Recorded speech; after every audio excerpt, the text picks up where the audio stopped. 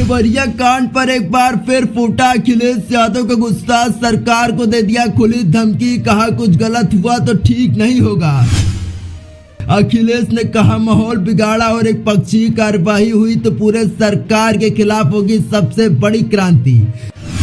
नेताजी के जाने के बाद अब अखिलेश यादव ही उत्तर प्रदेश में एक ऐसे नेता हैं जो हर वक्त उत्तर प्रदेश में पीड़ितों की आवाज को उठाने के लिए हमेशा खड़े रहते हैं। अखिलेश यादव जिस अंदाज में सरकार के खिलाफ आवाज उठाते हैं उससे तो अब हर कोई वाकिफ हो चुका है और इस बार अखिलेश यादव ने सरकार को खुली धमकी दे दी है और कह दिया है कि अगर कुछ गलत हुआ तो ठीक नहीं होगा, क्योंकि ये बात सबको पता है कि जब बात विपक्ष के लोगों और नेताओं की आती है तो बाबा का बुलडोजर झट से पहुंच जाता है, लेकिन जैसे ही बात अपने लोगों और अपने नेताओं की आती है वैसे ही बाबा के बुलडोजर की चाबी और लाइसेंस दोनों ही बाबा के दरबार में जमा हो जाते हैं। ये बात तो सबको पता है कि उत्तर प्रदेश की कानून व्यवस्था पूरी तरह से ध्वस्त हो चुकी है। यहाँ की बाबा की सरकार कानून से कम लाठी डंडों, बुलडोजर और अन्य प्रकार के हथियारों से न्याय करने पर ज्यादा विश्वास रखती है। इसी बीच योगी राज के रामराज की धज्जियां उत्तर प्रदेश के देवरिया जिले में उड़ गई,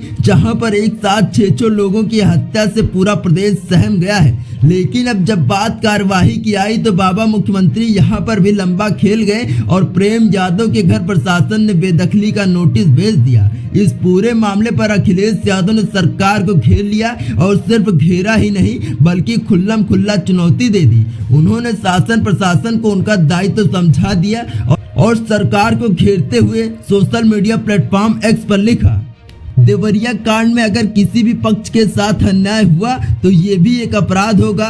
शासन प्रशासन का दायित्व है कि वातावरण को तनाव मुक्त रखे और ऐसा कोई भी काम न करे जो माहौल बिगाड़े।